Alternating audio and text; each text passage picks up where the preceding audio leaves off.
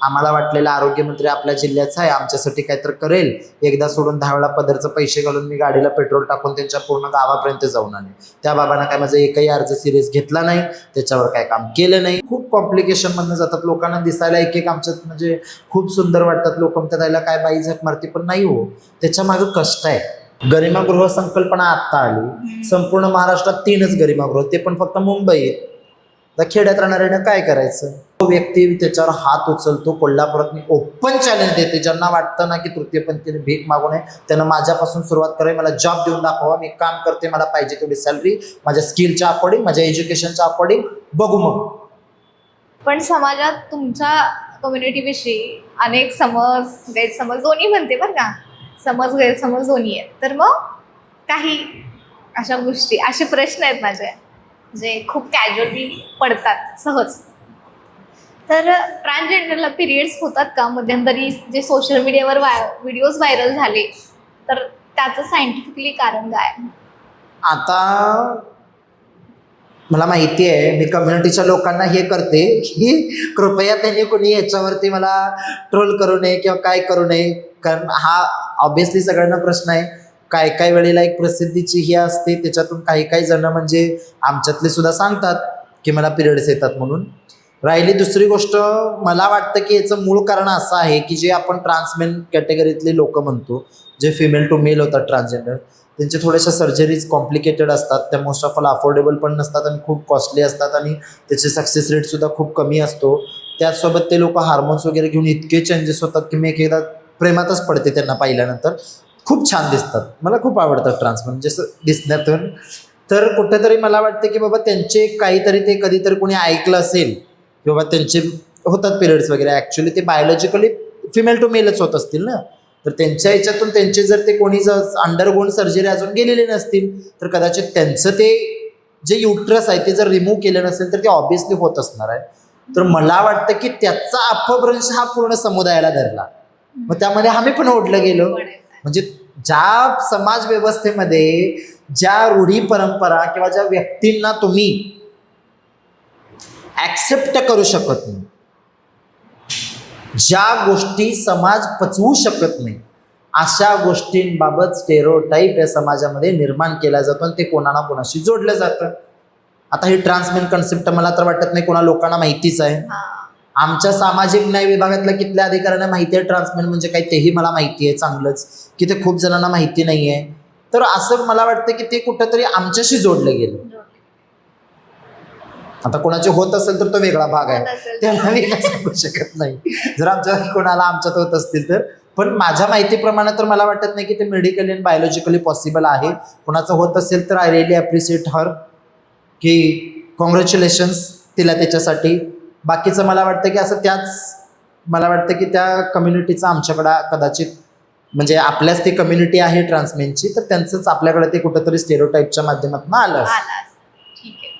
आणि बऱ्या म्हणजे पिक्चर्समध्ये वगैरे दाखवतात, होतच की मेल्यानंतर ना, म्हणजे एक्सपायर जेव्हा होतं तेव्हा वारल्यानंतर तुमचं तोंड वगैरे बघायचं नसतं. तर ते सो कॉल्ड काय आहे, म्हणजे ते समज, त्यामागचा इतिहास, ते खरं आहे का अजूनही होते ते? आता मला एक गोष्ट सांगायची आहे, आपल्या इथं ना सायंटिफिक टेम्परा आणि निरीक्षण दृष्टी ही भारतीयांच्यात खूप कमी. आपण डोळ्याला दिसतो त्याचा विश्वास ठेवतो, कान कोण भरतं त्याचा विश्वास ठेवतो, पण कधीही आपल्याकडे एक ॲनालिटिकल थिंकिंग नावाची चीज असते, ती कुठंतरी मला वाटतं की भारतीयांच्यातच कमी. म्हणजे सगळ्यांच्यात म्हणत नाही मी, थोड्याफार जणांच्यात सांगतो. कारण मला एक गोष्ट सांगा, जसं आपण म्हणतो की तुम्ही म्हटलं आता असं आहे, कुठलाही पिक्चर आल्यानंतर काही वेळेला ते डिस्क्लेमर देतात पहिल्यांदा, त्यांची पण तीच चूक आहे की त्यांनी मोठं द्यायला पाहिजे. फॉन्ट तो 18, 20, 24, 28चा पाहिजे, त्यांनी देतात 10-12 मध्ये, जसं तंबाखूच्या खाली देतात किंवा cancer it's causes to cancer, तसं छोटं पार लिहितात. तर ते त्यांनी सांगितलेलं असतं. यातील काही पात्र दृश्य सगळी काल्पनिक आहेत, इमॅजिनरी आहे. मग मला एक गोष्ट सांगा, जे पिक्चरच कल्पनेवर आधारित आहे त्यातल्या गोष्टींचं फॅक्ट काय, त्यात सत्य असणार आहे का? आता आमचं तोंड बघायचं नाही म्हणजे पूर्वीच्या काळी कसं होतं, ज्या ह्या पितृसत्ताक समाज व्यवस्थेमध्ये सोशल स्ट्रक्चरमध्ये जर तुम्ही बघितला, आज कोण तर सांगतं कुठल्या तर देवाच्या तोंडातनं ब्राह्मण पडला, काकतनं क्षत्रिय आला, पायातनं शूद्र आला, बिलीव्स म्हणते मी त्याचं समर्थन करत नाही. अशा ज्या स्टेरिओटाइप्स आपल्या सोसायटीत आहेत, त्यावेळी ट्रान्सजेंडरचा ऍक्सेप्टन्स या समाजात नव्हता.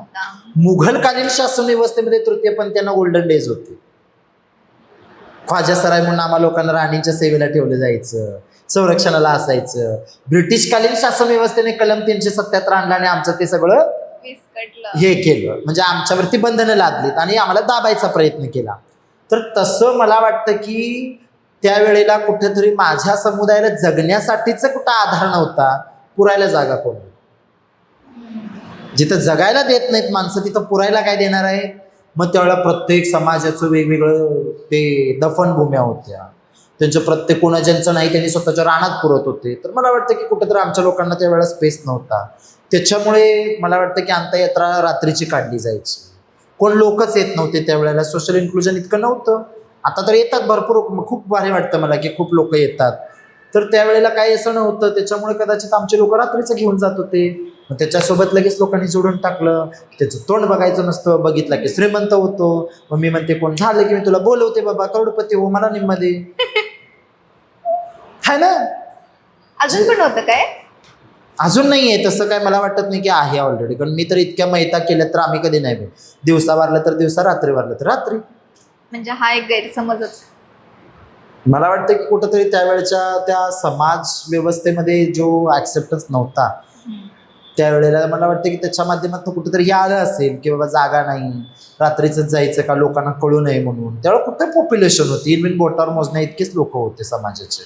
तेवढा सोशल ऍक्सेप्टन्स नव्हता. त्याच्यामुळे मला वाटतं की चला असं करत असतील. आता तुमची ताकद मानली जाणारी गोष्ट आहे म्हणजे टाळी. ओळख आहे तुमची टाळी. आता मध्यंतरी पिक्चर वगैरे आला तर त्या टाळीचा अर्थ काय आहे नेमका? तर पुरुषाचा पुरुष पण कशात बघतो आपण, पुरुषी समाज व्यवस्था आपण म्हणत असताना त्यावेळेला पुरुषाचं पुरुषत्व आपण कसं सिद्ध करतो. एक करतो मिशी. आता कोण ठेवत नाहीत पोरं, खूप चिकणे दिसतात काढल्यावर त्यामध्ये. किंवा पुरुषाचा रांगडापणा, त्याचं बोलणं. फॉर एक्झाम्पल मी आता उदाहरण देते तुला. मला कोणाचाही कॉल आला ना, माझं नाव तिकडं रजिस्टर्ड असतं शिवानी गजबर. ती मला काय आवाज ऐकला का या can I speak with Mrs Shivani Gajbar. म्हटलं या I am speaking. No sir we want to speak with Shivani Gajbar. म्हणजे तुम्ही आवाजावरनं ठरवता. कित्येक माझ्या मैत्रिणींसोबत तसं झाले. मी आज ब्लिंकिट स्विगी झोमॅटो सगळ्यांना ऑर्डर मागवते, तिथं शिवानी गजबळ नाव लिहिलंय, फोन नंबर तोच आहे. बोलते शिवानी, बोलताय का हा म्हटलं की तुमच्या साहेब आलोय की खाली, कितव्या मजल्यावर यायचं. म्हणजे आवाजावरून तुम्ही एखाद्याची लैंगिकता ठरवता. आता मला वाटतं की स्त्रियांचा सुद्धा आवाज पुरुष आहे, रांगडा पुरुषपणा, पण तिला कोण म्हणत नाही पुरुष, आम्हालाच म्हणतं. मग त्यानंतर स्त्रीचं स्त्रीत्व कशात आहे. फॉर एक्झाम्पल तिला ओळखता कशावरून, तर बाईसारखी दिसली पाहिजे, तिचे हेअर्स असतील, केस वाढलेले. त्यानंतर जे काही फोटो टाईप म्हणतो आपण, तिचे ऑर्गन्स डेव्हलप झालेले ते बघून आपण. किंवा आवाजावरनं, तर फॉर एक्झाम्पल तुझा आवाज स्त्रीचा आहे. आता ट्रान्समेनचं होतं उलटं, आम्हाला जसं पुरुष म्हणतात, त्यांनी फोन केला की त्यांना मॅडम म्हणतात. त्यांनी नाव घातलेलं असतं पुरुषाचं, पण आवाज ऐकून त्यांना मॅडम म्हणतात. तर अशा ज्या समाजामध्ये आपण ठरवलं गेलं की प्रत्येकाची आयडेंटिटी कशावरनं, तर माझ्या समाजाची आयडेंटिटी टाळीवरनं. अटेन्शन, पुरुष हे इकडे रे, महिला मग दादा ताई, लक्ष वेधून घेणं. आता आमचं काय अटेन्शन असणार आहे. आम्ही तुमच्याशी कुठलं रिलेशन जोडू शकत नाही, कारण कोण आम्हाला बहीण मानायला तयार नाही, कोण भाऊ म्हणायला तयार नाही. राहिलं तर तुम्ही एकमेव फक्त देव मानता आम्हाला. आता देव भक्तांना काय हाक मारणार आहे. मग कुठंतरी मला वाटतं त्यावेळेच्या समाज व्यवस्थेमध्ये ही टाळी म्हणजे एक कुठंतरी अटेन्शन क्रिएट करण्याचं आणि एक कम्युनिकेशन जे म्हणतो, may be it is a mode of communication की बाबा तुम्ही गेल्यानंतर पे अटेन्शन. जसं मी आता बघते एखाद्या दुकानात आमच्यातली कोणतर महागाई गेली, एखादी गल्ली चालू झाल्यानंतर पहिल्या नंबरच्या दुकानात टाळी वाजवली की 4थ्या नंबरचा पैसे काढून बाहेर काढून ठेवतोय. म्हणजे कळलं की आलं. मलाही कन्फ्युजन होतं. काल मंडईत गेली, एका पोरग्याने टाळी वाजवली, मी मागाशी ओढून बघितलं, अरे चलो म्हटलं आपला तर हे काय ना टेन्शन आहे असं मला वाटतं. आणि लोक खूप हे करतात, जसं गौरीजींचा थाली पिक्चर आला, ऍक्च्युली ते टाळी पिक्चर आहे, टाळी. त्याचं थाली करून टाकलं लोकांनी. तर म्हणजे त्यांनी खूप मला तो डायलॉग आवडला की बजावूंगी नाही बजवाऊंगी. तर नक्कीच मला वाटतं की त्या दिशेनं कुठेतरी माझ्या कम्युनिटीची वाटचाल चालू आहे. आणि ही टाळी जी आम्ही वाजवतो ती इतर लोक आमच्यासाठी वाजवतील या समाजात, असं मला आता वाटतं. नक्कीच प्रयत्नांना यश येऊ.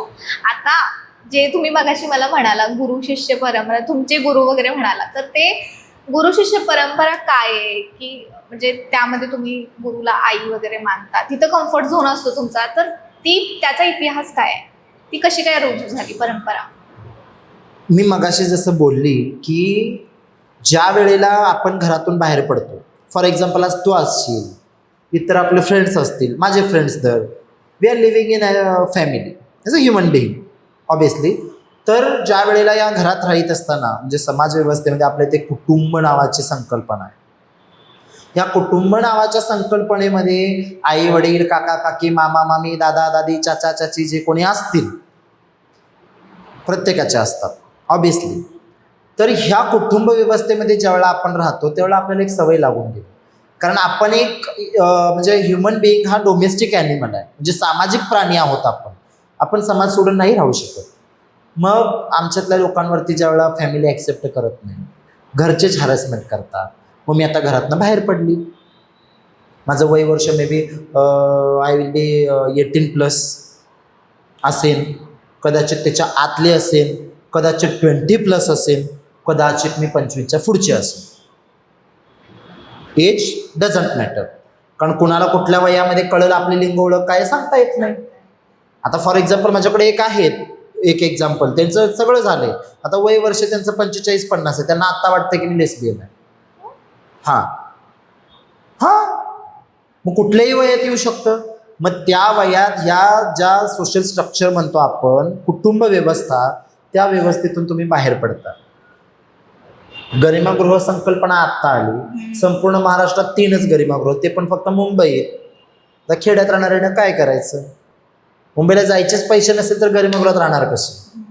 आमच्यातली भगिनी ना. आणि ते गरिमागृह काय लाईफ टाईम नाही आहे, शेल्टर हाऊस आहे. तिथं कसं ट्रीटमेंट असते?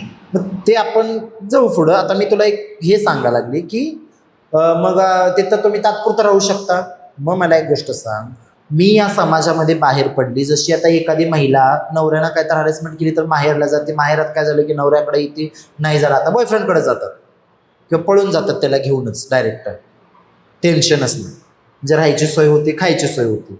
मग मला सांग, एक ॲज अ ट्रान्स म्हणून राहणाऱ्या व्यक्तीला किती कठीण आहे समाजात. ॲक्सेप्टन्स नाही आहे, लोक आपलं म्हणत नाहीत. मग ज्या वेळेला या बाहेर आल्यानंतर कम्युनिटीमध्ये जाणं म्हणजे ते आमचं पहिलं घर आहे. त्या घरात गेल्यानंतर जो व्यक्ती पहिला आम्हाला आधार देतो, जन्मल्यानंतर जसं मूल पहिलं कोणाला बघतं, आईला, नंतर वडिलाला, तसं आम्ही तिथं गेल्यानंतर जो व्यक्ती पहिला आमच्यासोबत इंटरॅक्ट झाला त्याला आम्ही गुरु मानतो. त्यानं मला वाट दाखवली, त्यानं मला रस्त्यावरून आणून त्या घरात नेलं. मग त्यानंतर तिथं असणाऱ्या माझ्या ज्या कोणी सवंगड्या आहेत, गुरु बहिणी, गुरु भाऊ असतील, त्या सर्वांसोबत आम्ही राहत we create our own family. स्वतःचं कुटुंब आम्ही तयार करतो. आणि सगळ्यात जास्ती ह्याचं बरं वाटतं की माझा समाज हा सर्व धर्म समभाव फक्त संविधानात लिहिलेला आहे, त्याचं पालन करणारा एकमेव समुदाय असेल तर तो माझा समाज. आमच्या इथं मुस्लिम समाजातले आहेत, जैन आहेत, ख्रिश्चन आहेत, लिंगायत आहे, माळी साडी धरून तुम्ही सांगता पूर्ण ज्याला आपण शूद्रातले शूद्र मानतो, ते आता ते नाही आहे संकल्पना, पण तशा पूर्ण सगळ्या कास्टमधली आमच्यात आम्ही एकत्रितपणे राहतो. हे आमचं सोशल युनिटी आहे. आम्ही युनायटेडली राहतो. म्हणून तुम्ही कुठल्याही पारलिंगी भगिनीसोबत किंवा भावासोबत अन्याय झाला तर बघा, आमच्यातले 10 लोक तिच्या पाठीशी उभे राहतात. तर मला वाटतं की कुठेतरी या समाजानं आम्हाला नावं ठेवण्यापेक्षा, हिनवण्यापेक्षा शिकलं पाहिजे. आम्ही आमची सोसायटी क्रिएट केली. आम्ही नाही भीक मागितली कोणाकडे म्हणजे की आम्हाला हे करा. पण इतकी वर्ष झालं माझा समुदाय जगतोय म्हटलं त्यांनी काय लोक असतील त्यावेळेला स्वतःची फॅमिली तयार केली, त्यात नाती गोती, आमच्यात पण मावशी मामा काकी आत्या सगळी नाती. मग ॲज अ फॅमिली बिईंग म्हणून आम्ही एकत्र राहायला लागलो. मग आम्हाला गुरु करावं लागलं. ते गुरुच म्हणजे आमचे मायबाप आहे. मग कुठं तरी मला वाटतं की रूट कॉज काय होता. आज तुम्ही म्हणताय तू जाऊन साडी नेसला त्यांच्यासोबत राहतोस म्हणून फॅमिली एकत्र येत नाही, पण मला तिथं ढकलणारा कोण? मी म्हणत नाही ढकलतात, आम्ही स्वतः गेलो. त्याचा रूट कॉज काय तो बघितला पाहिजे ना. भाग पाड. सोशल ऍक्सेप्टन्स नाहीये, राहायला जागा नाहीये. मग माणूस म्हणून जगण्याचा अधिकार नाही का? मग हे कल्चर कुठंतरी तारतंय ना. म्हणजे कल्चरचा जे लोक आता विरोध करत असतील किंवा त्याच्या विरोधात बोलत असतील, पण त्या कल्चरनंच आज किती जणांना जिंदगी दिली. आज शिवानी गजबर तुमच्या समोर बसलीये, पण ही शिवानी गजबर होण्यापर्यंतच्या जर्नीला सपोर्ट कोणी केला? त्या कम्युनिटीनं केला, कम्युनिटीतल्या लोकांनी केला, त्या माझ्या गुरूंनी केला, त्या माझ्या गुरु बहिणींनी केला, त्या माझ्या समुदायामध्ये असणाऱ्या माझ्या इतर मैत्रिणींनी केला. म्हणून आज शिवानी तुमच्या समोर उभी आहे. म्हणजे सोसायटीसोबत मला लढण्याचं बळ या समाजाने दिलं. त्यावेळेला त्यांनी ऍक्सेप्ट केलं नसतं तर मी आज कुठं असते. पण समाजाचा नजरिया पण असं म्हणतात की जे सिग्नलवरती मागताना छेडछाड करतात कधी कधी, असं बऱ्याचदा झालंय ना. अल्कोहोल वगैरे या सगळ्या गोष्टी, या सगळ्या गोष्टींमुळे समाजाचा नजरिया तुमच्याकडे बघण्याचा वेगळा झाला असू शकतो का? मग त्यात कुठंतरी तुमच्या कम्युनिटीची एक वीक बाजू येते का? काय वाटतं तुम्हाला? मला एक गोष्ट सांगा, ॲज अ सोशल ग्रुप्स म्हणजे सामाजिक गट किती आहेत भारतामध्ये? एक religion base, interest base, group base, intention base. म्हणजे काय? धार्मिकतेवर आधारित काही गट आहेत, लैंगिकतेवर आधारित गट आहेत, आणि ज्याच्या त्याच्या इंटरेस्ट प्रमाणे बनवलेले गट आहेत ना. मग मला एक गोष्ट सांगा, नॉर्मल कम्युनिटीत लोक दारू पित नाहीत? दारू पिऊन कामाला जातात का नाही? कित्येक लोक दारू पिऊन कामाला जातात. त्यानंतर तुम्हाला सांगते, प्रत्येक समुदायामध्ये वाईट लोक आहेत. For example non community. मग ह्या सगळ्या बेसवरती हे होतात. मग नॉन कम्युनिटीत आज गुंड आहे, माऱ्या करणार आहे, चोऱ्या माऱ्या करणार आहेत, सगळ्या प्रवृत्तीचे लोक आहेत, बलात्कारी लोक आहेत. त्यांना समाज ॲक्सेप्ट करतो ना. ज्यावेळेला ते लोक जेलमध्ये जातात, त्यांच्या घरचे डब्बा घेऊन जातात, भेटायला जातात ना. तशा लोकांना तुम्ही ॲक्सेप्ट करू शकता. आज तुम्ही बघितलं तर 80% गुंडच बसले तिथं पॉलिसी मेकिंगच्या प्रोसेसमध्ये. आज एवढ्या महानगरपालिकेच्या निवडणुकीत मला वाटलं एखाद्या चांगल्याला निवडून देतील. वाईट वाटतं ते, पण ती गोष्ट वेगळी आहे. पण सांगते, अशा सगळ्या कम्युनिटीत लोक आहेत समाजात. ज्या कम्युनिटीने किती एक्सेप्ट केले की आपण एकत्र आहोत. पण मी तेच सांगते, मग आमची कम्युनिटी तुम्ही म्हणताय लोकली, मी तर सांगू का खरी गोष्ट, की जसं आता एक स्माईल गाईडलाईन्स आहे, त्यानंतर राज्य शासनाची पण एक सेंट्रल गव्हर्नमेंटची पण हे आहे की तुम्ही ज्या वेळेला काहीही समाज माध्यमांमध्ये प्रसारित करता तर त्याची शहानिशा करा तृतीयपंथींच्या बाबतीत. जसं फॉर एक्झाम्पल गेल्या वेळेला आपण कोल्हापुरात बघितलं की एकानं पोलिसांवरती हात उचलला, पण त्याच्या मागची सत्यता पडताळली का तुम्ही? ती काय बोलली, दिवाळी आहे, मी प्रत्येक वेळेला 10 रुपये घेते, आज मला नको 50 नाही तर 51 नाही तर 101 रुपये पाहिजे. तिनं हाटून मागितली. तुम्ही काय म्हणता? मागून खावा चोरी करू नका. मागून खावा चोरी करू नका म्हणता. मी तिनं हाटून मागितली, तिचं काही चुकलं? मग त्या 101 रुपये पायी ते 51 रुपये पायी त्या ज्या व्यक्ती होत्या त्यांनी पोलिसांना बोलवून घेतलं. आज सहज जाता जाता आपण 100 रुपये कुठेही खर्च करतो, पण तिला हे करायसाठी फक्त त्याने दारू पिऊन आले, दंगा केले म्हणून तुम्ही पोलीस बोलवून तिला हात उचलला. ऑब्विसली कुठल्या पण व्यक्तीच्या जर हिच्यावरती तुम्ही हात उचलला तर माणूस चिडणारच ना. आता तुम्ही दारू पिऊन एखाद्या पिणाऱ्या माणसाला मारायला जाऊ, तो तुमच्या रिटर्न हात उचलणारच ना. मग तो फक्त तृतीयपंथी आहे म्हणून त्याचा मीडियाने एवढा बावा केला. लोक लगेच ते भीक मागतात, हे करतात, ते करतात. जो व्यक्ती त्याच्यावर हात उचलतो, कोल्हापुरात मी ओपन चॅलेंज देते, ज्यांना वाटतं ना की तृतीयपंथीने भीक मागू नये त्यांना माझ्यापासून सुरुवात करावी. मला जॉब देऊन दाखवा, मी काम करते, मला पाहिजे तेवढी सॅलरी, माझ्या स्किलच्या अकॉर्डिंग, माझ्या एज्युकेशनच्या अकॉर्डिंग, बघू मग का कमी होत नाही. तुम्ही ऑपॉर्च्युनिटी देत नाही म्हणजे तुमच्याकडे दुसरी प्रोव्हिजन नाही, तुम्ही म्हणताय हे करा. आता फॉर एक्झाम्पल एखाद्याच्या पोटावर तुम्ही पाय आणणार आहे, पण त्याने पोट कसं भरायचं हे तुमच्याकडे नाही आहे, आणि तुम्ही त्याला सांगता हे बंद कर. नो बाबा, नॉट ॲक्सेप्टेबल. का? बाकीचे भिकारी भीक मागतात ना, साधू संन्यासी झोळी घेऊन काय भीक मागतात? ते भिक्षाच मागतात ना. आम्ही पण भिक्षा मागतो. लोक भीक म्हणतात त्याला, पण आम्ही भिक्षा मागतो. भिक्षा. हिंदू सनातन धर्मामध्ये, संस्कृतीमध्ये ज्या वेळेला आपण बघितलं तर जैन धर्मामध्ये उल्लेख आहे, हिंदू धर्मामध्ये उल्लेख आहे, रामायण महाभारतामध्ये 17 आणि 2 वेळा उल्लेख केलाय किन्नर म्हणून. प्रत्येक ठिकाणी अनेक पात्र रचली गेलेली आहे त्या समुदायावरती. म्हणजे मायथोलॉजिकली इतका संपन्न असणाऱ्या समुदायाला जर तुम्ही इतकं हीन मानत असाल तर मला वाटत नाही यापेक्षा या लोकांच्या बुद्धीची कीव केली पाहिजे. तर कुठंतरी सामाजिक धार्मिक आधारतेवरती या समुदायाला खूप मोठं महत्त्व आहे आणि ते राखलं गेलं पाहिजे. आणि कोणी मला वाटत नाही आमच्या 10 रुपये फुकट घेत नाही. आज डोक्यावर हात ठेवून जगदंबा सुखी ठेवू दे तर म्हणतो मी पण दर रविवारी ज्योतिबावरती मागते. मी पण हात ठेवून म्हणते जगदंबा सुखी ठेवू दे, इडापिडा टळू दे, सुख शांती लाभू दे, सगळ्या इच्छा तुमच्या मनोकामना पूर्ण होऊ दे, कामाधंद्यापणात यश बरकत होऊ दे. मग मी ते 10 रुपये फुकट घेतले का? इफर्ट्स आहेत ना त्याच्या मागे पण.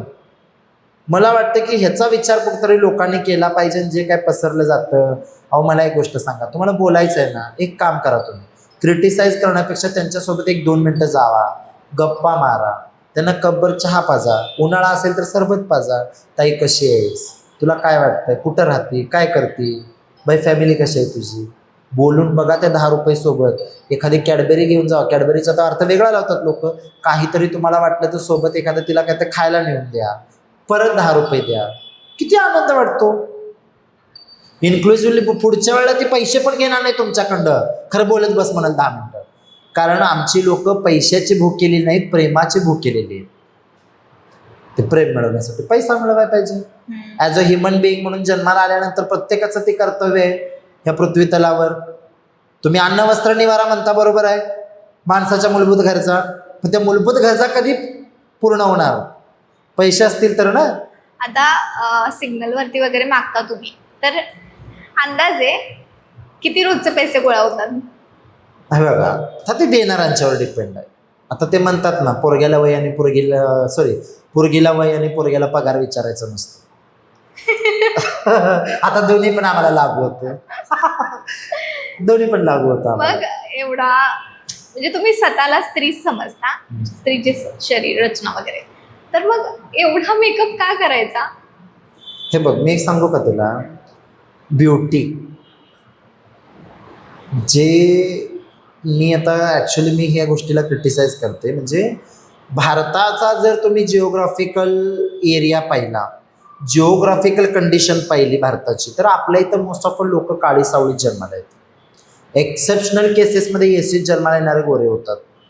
मला त्यानंतर 90च्या याच्यामध्ये जे काय लिबरलायझेशन, प्रायव्हेटायझेशन, जे काही LPG रिफॉर्म्स आले, तर त्या LPG रिफॉर्म्स नंतर ज्या या कॉस्मेटिक प्रोडक्ट्सच्या कंपन्या या भारतामध्ये आल्या, त्या प्रोडक्ट्सनी आणि त्या कंपन्यांनी कुठंतरी लोकांच्या डोक्यात खुळ बसलं. पांढरा कलर म्हणजे तुझी ब्युटी, तू काळी असतेस की ॲक्सेप्ट नाही, सावळी चालत नाही, उन्हानं टॅनिंग झालं तरी काय नाही. तर हे कुठंतरी एक ब्युटीचं लोकांच्यात बसलं. ऑब्विसली आमच्या लोकांना मला एक सांग, मी तुझ्यासमोर आज आले, फॉर एक्झाम्पल फाटक्या तुटक्या कपड्यात आलं, तू 1 रुपये देणार. तेच जर स्टँडर्ड भिकारी असल्यावर, म्हणजे झोळी घेऊन दारात भिक्षा मागणाऱ्या साधूला तुम्ही मुठभर तांदूळ घालताय, खरात सारख्या बाबाला तुम्ही ₹1 कोटी देताय. लिव्हिंग स्टँडर्ड डिपेंड करतो ना तो पण एक, त्याच्यावर तुमची मेंटॅलिटी. म्हणून मी मगाशी म्हटलं उपयोगिता मूल्य हेच आहे. त्यानंतर तुला सांगते, मेकअप आमच्या लोकांना शृंगार खूप आवडतो. मला सांग, सकाळी उठली, मी आंघोळ केली आणि तशी साडी नेसून गेली, काय राहिलं? मला कोण बघणार आहे? अटेन्शन. जसं म्हटले, त्यानंतर विचार कर की लोकांना आमच्यात नटायला आवडतं. सुरुवातच इथनं असते का सांगते तुला, ज्या वेळेला कोणीही यात ॲज अ ट्रान्सजेंडर म्हणून एंट्री करतो कम्युनिटीमध्ये, त्यावेळेला पहिल्यांदा काय असतं, तो ॲज अ बॉय म्हणून राहत असेल कदाचित, तो त्याला काय त्यावेळेला मग एवढी केस वाढलेली असतात, पट्टा घालायचा, मागं आवरायचं, मग कुठं ते लिप बाम लावायचा, डोळ्यात सुरमा नाही तर काजळ भरायचा, छोट्या छोट्या बाल्या घालायच्या, मग बिटल्स वाढवायचे, असे हे चालू. तिथनं ती लागलेली सवय. मला एक गोष्ट सांग, ॲक्च्युअल वेन यू कन्वर्ट की तुम्ही बाईच्या वेशात, त्यावेळेला डबल करणार. मग जेवढं मिळवता त्यातला मेकअपला खर्च किती होतोय? It's depend on person. तो ब्रँड कुठला वापरतात त्याच्यावर डिपेंड आहे, ब्रँडवरती डिपेंड आहे. आता फॉर एक्झाम्पल आता आमचे वेगळे ब्रँडेड, माझा वेगळा ब्रँड आहे, अदर लोकांचा वेगळा ब्रँड आहे, काही लोकांचा वेगळा ब्रँड आहे. तर काही जण काय लावत पण नाही, फक्त ते काय खाकी पावडर आणि काय ते मिळतं दुसरं ते घेऊन लावतात.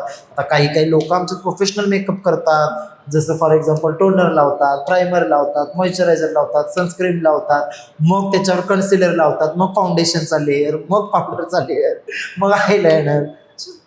हे ज्याच्या त्याच्यावर डिपेंड आहे. ठीक आहे, हे सगळं झालं. पण आपण जरासं शरीर रचनेवरती येऊया. तुम्ही मगाशी म्हणाला की सर्जरी वगैरे करतात, हार्मोन्समध्ये चेंजेस वगैरे होतात. तर हे चेंजेस कशा प्रकारचे असतात आणि त्याचा त्रास वगैरे काय होतो का? आता सगळ्यात मोठं तुला एक सांगितलं ना, खूप मला वाईट काय वाटतं माहिती का, जे male to female female to male होतात, तर त्यांचं मला वाटतं की लगेच फरक जाणवतो हार्मोनचा. कारण ऑलरेडी ह्युमन रिप्रोडक्शन सायकलमध्ये आपण जर बघितलं तर डे बाय डे किंवा त्यांच्या सर्टन एज लिमिटपर्यंत हार्मोनल चेंजेस हे लेडीजमध्ये होतच असतात.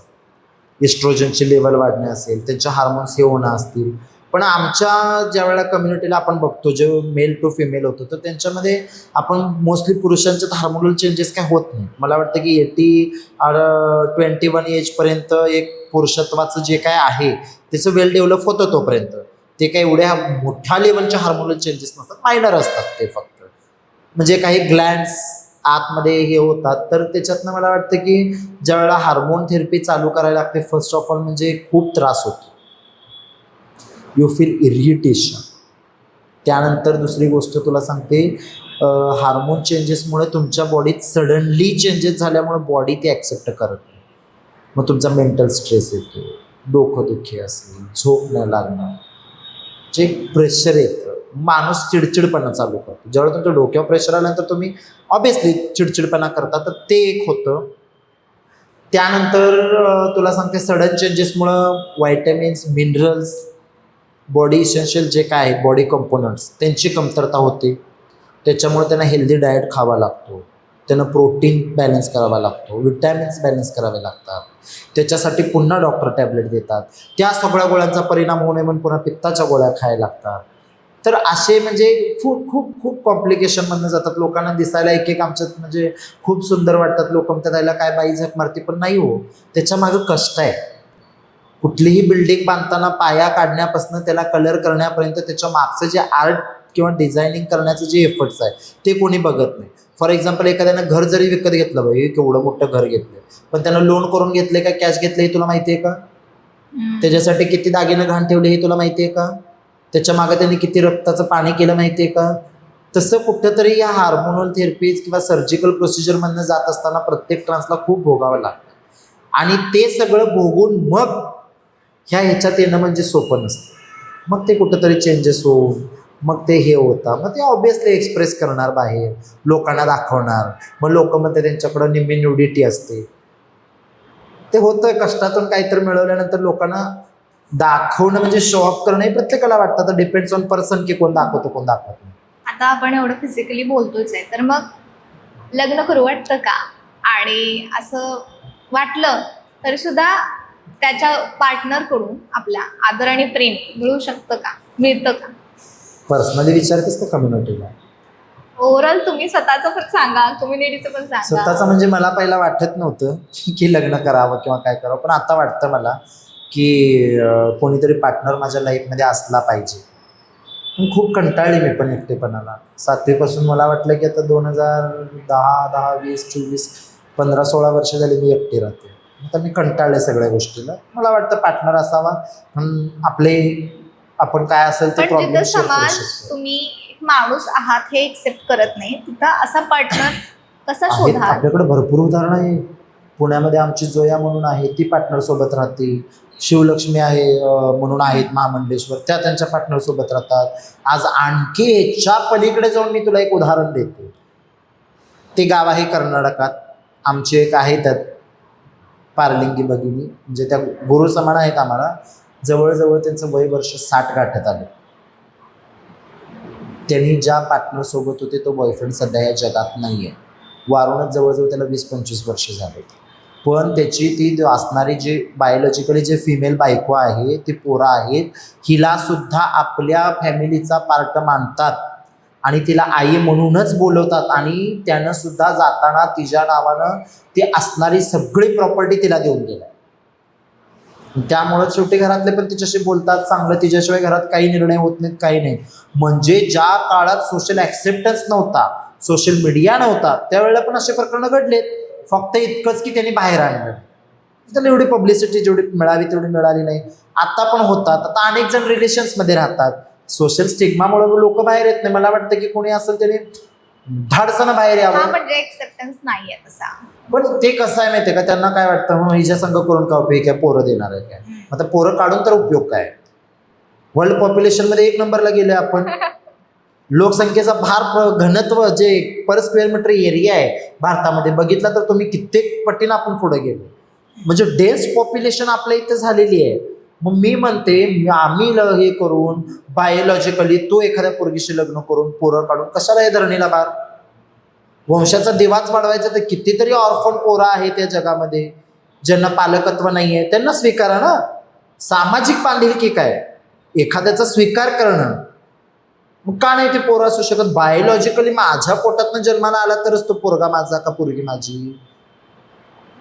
मग आपण नाती ज्या वेळेला जोडतो ते नाती थोडीच आपल्या पोटातनं जन्माला आलेले असतात. काय आपल्याला हे माहिती आहे का, आपण आता मानणारी बहीण, मांडलेला भाऊ, मांडलेला चुलता, मांडलेला सगळं चालते, मग मांडलेली पोरं का चालत नाही. हा मग आता पहिल्यापासून तुमच्या कम्युनिटीमध्ये म्हणजे ट्रान्सजेंडर आहे हे कळाल्यानंतर बऱ्यापैकी असेच उदाहरण आहेत जे कुटुंबापासून खूप लांब आहेत, म्हणजे कुटुंबच त्यांना लांब ठेवतं. तर मग अशा मानसिकतेतनं वाढलेली मुलं आहेत, तर ह्या सगळ्यात त्यांना प्रेम, जीव, नातं ह्या सगळ्या गोष्टी कशा लक्षात येतात आणि तुमच्याला की प्रेमाची व्याख्या काय. आता मला वाटतं की प्रेम म्हणजे सगळ्यांना वाटतं अट्रॅक्शन. प्रेम म्हणजे मला वाटतं की केअर. पहिली गोष्ट, जोपर्यंत तुला दुसऱ्याची गोष्ट काळजी करणार नाहीस त्याला तू प्रेमच म्हणू शकत नाहीस. आणि प्रेम असल्याशिवाय ते होतच नाही. तर हे तुम्ही म्हणताय आमच्याकडे प्रेम नाही आहे, पण एक गोष्ट सांगते, मला विचार करा. जे सोशल स्ट्रक्चर तुम्ही लहानपणीपासून जगत आलाय, एका सर्टन एज लिमिटमध्ये आल्यानंतर त्यातून तुम्ही पुन्हा ड्रॉपआउट होऊन दुसऱ्या एका ह्याच्यात एंटर करताय लाईफमध्ये. ती लाईफ तुम्ही ॲक्सेप्ट करताय, ते सोशल स्ट्रक्चर तुम्ही ॲक्सेप्ट करताय, गुरु शिष्य परंपरा ॲक्सेप्ट करताय आणि तिथं तुम्ही प्रत्येकाशी मिंगल होऊन एकत्रित राहताय. परत त्यातून स्वतःला बदलून तुम्ही आणि या समाजात येताय ॲज अ पारलिंगी म्हणून, ट्रान्सजेंडर म्हणून. मग ह्याच्यापेक्षा प्रेम अजून काय पाहिजे. जे स्वतःच्या फॅमिलीच्या बाहेर कधी गेले नाही, त्यांच्या मित्रांच्या व्यतिरिक्त प्रेम कोणाला वाटलंच नाही. आम्ही तर घरापासून वाटत आलोय तरच तर वाटायला लागलोय. आणि किती प्रेम पाहिजे आमच्याकडे. मला वाटतं की केअरिंग मदर जर तुम्ही बघितला, आता आमच्या तर वसगडीत शीतलदेव मामा म्हणून आहे, तिनं 2 पोरी दत्तक घेतली. आता जवळजवळ मला वाटतं 5-6 लाख रुपये तिनं त्या पोरींच्या औषधोपचाराला खर्च केलीस ना. त्यानंतर आमच्याकडं अनेक बेळगावची आहे आमची बहीण, तिनं पोरं दत्तक घेतलेत 2. आता ती पोरं मोठी झाली, 7वी-8वीला गेली. इतकं त्या पोरांना तिनं कमी पडू दिलेलं नाही. आणि शेवटी पोरांना मी आशय कळल्यानंतर पोरं माझ्याजवळ राहणार नाही म्हणून तिने त्यांच्या आईला सांभाळायला दिलं. तिची आई सांभाळते. कित्येक गोष्टी आहे. म्हणजे मला एक गोष्ट सांगा, आज समजा एखादा पोरगं जन्माला आलं आणि उद्या जर त्या पोरग्याचा बाबा गुंड 2 नंबरवाला निघाला, हे झालं, तर त्या पोरग्याला किती सोशल स्टिग्मा डिस्क्रिमिनेशन फेस करावं लागणार. त्याच्यापेक्षा आम्ही बरं आहे ना. आज मी जरी मुलं दत्तक घेतली तर आम्ही एक पालकत्व देऊन त्या पोरग्याचं सगळ्यात मोठं उदाहरण, गौरीजींनी किती पोरं मोठी केली, 4 संघटना चालवून. आज कित्येक जणी आमच्यात एक पोरं अडॉप्ट केल्या, तर आमच्याकडे इंटरसेक्स बेबीज किती जणी तर येतात, लहानपणी आणून सोडतात, करतात. त्यांना किती छान आम्ही वाढवले, किती छान त्यांची परवरिश केली. इथं आई होण्याचं सुख असतं तुमच्या. आमच्यात कित्येक जणांनी पोरं घेऊन वाढवून दाखवलेत, करून दाखवले. कित्येक जणांनी फॅमिलीत राहून त्यांच्या भावाच्या पोरांमध्ये आपली पोरं बघून त्यांना सपोर्ट केलाय. आणि मला एक गोष्ट सांगा, एखादा दारू पिणारा नवरा बायकोला सांभाळतो का फॅमिलीला. ती बाईच आपली फॅमिली सांभाळते ना. ती मिळवून आणून त्या नवऱ्याला पण घालते, पोरांना पण घालते आणि सांभाळते. मग मला वाटतं की त्याच्यापेक्षा आम्ही बेटर. की आम्ही साडी नेसून पहिले आम्ही भिक्षा मागून आमचं पोट भरतो, पण आम्ही आमच्या घरादाराची कुणाची असेल त्याची काळजी घेतो. घरादारात नसेल तर आम्ही आमची गुरु गोसाव्यांची काळजी घेऊन त्यांना सांभाळून आम्ही व्यवस्थित ठेवतो. आम्ही आमच्या चाली रीती परंपरा रूढी परंपरा अजून जपत आलेलो आहे. आणि जे सोशल स्ट्रक्चर आहे, जे चालत आहे सामाजिक बांधिलकी, मला वाटत नाही आमच्यापेक्षा कोण चांगलं सांगू शकतो. ममत्व भाव हा ते हे तुम्ही मगाशी म्हणाला की तुम्ही समानतेवर जास्त विश्वास ठेवताय. तर मग आता पहिल्यापासून रेल्वे स्टेशनमध्ये म्हणा किंवा दुसरं कोणत्याही प्रशासकीय वैद्यकीय क्षेत्रात दवाखान्यात गेल्यानंतर रेल्वे स्टेशनमध्ये मागताना तर तुम्हाला अशा प्रकारचा कोणता त्रास सोसावा लागतो? त्रास सांगायचं झालं तर आता काय, हां, पण मला वाटतं की आता सध्या समाजाच्या मनात एक भ्रम होता की आम्ही पहिला अप्रोच करतो, पोरांना आम्ही खुणवतो, पोरांना आम्ही बोलवतो, म्हणजे आम्ही अट्रॅक्ट करतो. तर मला वाटतं की काही प्रकरणांच्यामुळं ते लोकांच्या मनातला गैरसमज निघून गेला असेल. चांगला अजून पण होतो का तसा त्रास? नाही सांगते तर तो पहिल्यांदा एक तर आता रिसेंटली गेला. दुसरी गोष्ट मागताना म्हणजे सांगते तुम्हाला, मी बघितलं की लिटरेट लोकच जास्त डिस्क्रिमिनेशन करतात. शिकलेले मोठ्या घराण्यातले त्यांचं खूप डिस्क्रिमिनेशन, जवळ पण उभा करून घेत नव्हतं आम्हाला भिक्षा मागायला गेल्यानंतर. आणि दुसरी गोष्ट, मोस्ट ऑफ ऑल आता ज्याची त्याची मागण्याची पद्धत आहे, it's depend on the type, पद्धतीवरती की तुम्ही काय पद्धतीनं मागता. तर कोण आमच्यात प्रेमानं मागतं की दादा द्या की हो, मामा द्या की हो, कोण डायरेक्ट जाऊन हात ठेवतं आणि मागतं, तर कोण 500 दिल्यानंतर सुट्ट देत नाही परत, असू दे की जा. हां, मी ॲक्सेप्ट करते, त्यात काय एवढं. हां, आहेत काही जण तर त्यांनी ते ॲक्सेप्ट करत नाहीत की मी करते म्हणून. तर विथ प्रूफ कधी तर बघू. तर त्यानंतर तुम्हाला सांगते ही असे आहेत. मग आता लोकांचं आहे की आम्ही कसा रिस्पॉन्स देतो त्याच्यावर लोक रिस्पॉन्स देतात. मोस्ट ऑफ ऑल मला नाही वाटत की वेस्टर्न महाराष्ट्रामध्ये आपल्या इकडं मागताना असे काही प्रॉब्लेम्स येतात. आता ते जे काही आपण इन्स्टावरती याच्यावर रील्स व्हिडिओज बघतो, ते डिपेंड्स ऑन दॅट पर्सन की त्यांनी कसे कुठल्या ह्यानं मागतात किंवा काय ह्यानं मागतात ते त्यांच्यावर. मोस्ट ऑफ ऑल मला वाटतं तर इथं आपल्याला काय, तुम्ही जसं द्याल तसं तुम्हाला मिळेल, तसं तुम्ही जसं मागाल तसं लोक तुम्हाला देतील. Depend on that. काही सिच्युएशन्स क्रिएट झाल्या ऑडमध्ये, त्यामुळे may be that person will be responsible. आता हां, एक आहे त्यामध्ये, सॉरी डिस्टर्ब करते, एक असतं लोकांचं एकच असतं, ह्या छक्की मागायच्या शिवाय काम का करत नाही. हे कुठं दुकानदारांच्यात गेल्यावर. आता त्या दुकानदाराने एक काम करावं, छक्की मागण्यापेक्षा तुझ्या इथनं पहिला कामाला सुरुवात कर, मग बाकी सगळे येते. हा एकच स्टेरिओटाइप आहे, बाकी काय नाही. दवाखान्यात गेला की वेगवेगळी वागणूक मिळते का? किंवा प्रशासकीय कामकाजात काही प्रॉब्लेम्स येतात का? अच्छा, हॉस्पिटल बाई ग, मी तर दाढ काढायचे थांबले 2 महिने झाले. का पण? आता बघ ना, म्हणजे फॉर एक्झाम्पल SOPs 2024ला हेल्थ मिनिस्ट्रीने एक SOP काढली.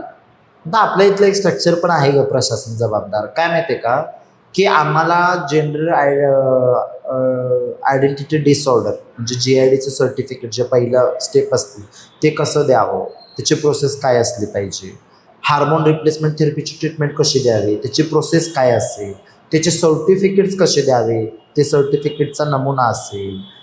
आणि त्यानंतर तुला सांगते SRS म्हणजे सेक्स रिअसाइनमेंट सर्जरी कशी करावी, म्हणजे त्याचे SOP सगळे दिलेले आहेत हेल्थ अँड फॅमिली वेलफेअर मिनिस्ट्रीनं सेंटरच्या.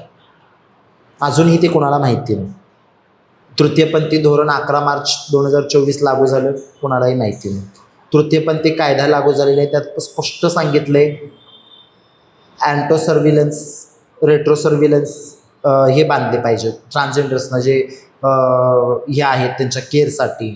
त्यानंतर हेल्थ ह्याच्यामध्ये वेगळे वॉशरूम्स असले पाहिजे. सगळं सांगितले, कायद्यात सांगितले, धोरणात सांगितले, सगळं सांगितले. पण ते अंमलात येते. माहिती किती जणांना आहे? कोल्हापुरात ज्यावेळेला मला वाटतं की मागं सदानंद सर काय तर नाव होतं, म्हणजे मी थोडं रॉंग असेल, पण जे मागं होते सर सत्यवान मोरे सर, CPRचे डीन, त्यांच्याशी बोलून मी ॲडव्होकेसी करून या गोष्टी इथं इम्प्लिमेंट करून घेतल्या आपल्या इथं CPRमध्ये. त्याच्यामुळे आता तिथं वेगळी लाईन लागली. रेखावर साहेब असताना पहिल्यांदा आम्ही वेगळी लाईन सांगितली केस पेपरला, त्याचं इम्प्लिमेंटेशन थोडाफार दिवस झालं, पण नंतर आम्ही डायरेक्ट ते मिटिंग घेऊन चर्चा करून इतिवृत्त बनवून सगळ्या डिपार्टमेंटना सांगितलं. आता आपण इथं CPR मध्ये एक बेड ठेवलेला आहे शिल्लक. त्यानंतर आता वॉशरूम बांधायला परवाच माझ्या आरोग्य विभागाच्या संचालकांसोबत बैठक झाली. माननीय आयुक्त आमच्या समाज कल्याणच्या ज्या मुंडे मॅडम आहेत त्यांच्या अध्यक्षतेखाली आमची बैठक झाली, त्यात मी हा मुद्दा मांडला होता. तर त्यांना आता आपण सामाजिक न्याय विभाग त्यांना ते वॉशरूम्स बांधायसाठी हॉस्पिटलना फंड द्यायला तयार आहे. तर असं वाटतं की थोडेफार चेंजेस चालू आहेत. आता ते JIDचं सर्टिफिकेट कसं द्यायचं हे त्या सरकारी दवाखान्यातल्या सायकेट्रिस्टला अजून माहिती नाही. डॉक्टर आहेत ते शिकून. हार्मोन रिप्लेसमेंट थेरपी देण्यासाठी आपल्या इथं एंडोक्रायनॉलॉजिस्टची कमतरता आहे शासकीय रुग्णालयांच्यामध्ये. मग मी आरोग्य विभागाकडे जास्त एक्सपेक्ट करत नाही, कारण जिथं सर्वसामान्य जनतेचा हाल होतं तिथं आम्ही तर काय मार्गंडाइज कम्युनिटी, मला वाटत नाही की जास्त एक्सपेक्ट हे आरोग्य विभागाकडं करू शकतो. ह्या शासनाच्या योजना बिजना सगळ्या हेच असतात. आम्हाला वाटलेलं आरोग्यमंत्री आपल्या जिल्ह्याचा आहे, आमच्यासाठी काय तर करेल. एकदा सोडून 10 वेळा पदरचं पैसे घालून मी गाडीला पेट्रोल टाकून त्यांच्या पूर्ण गावापर्यंत जाऊन आले. त्या बाबांना काय माझा एकही अर्ज सिरियस घेतला नाही, त्याच्यावर काय काम केलं नाही. मी फाईल बनवून दिली, ते आपण काय करू शकतो ते शासन निर्णयाची अंमलबजावणी करा, त्या कायद्याची अंमलबजावणी करणार. ती फाईल अजून त्यांच्या इथे सर्किट हाऊसला पडून आहे. मला वाटत नाही की ते तेवढे केपेबल आहेत. त्याला मला वाटतं की बहुतेक त्यांच्या इकडे त्यांच्या त्या दुसऱ्या एक एज्युकेशन हब याचा विकास मोठा चालू आहे पालकमंत्री झाल्यापासून. मला वाटतं की ते खूप छान काम करतात. त्यांच्यासाठी तसंच करत राहावं. आणि आमचे काय आरोग्य विभागाकडे जास्तीत जास्त एक्सपेक्टेशन्स नाहीच आहेत. If they will take it serious, बघू थोडा चेंजेस होतील.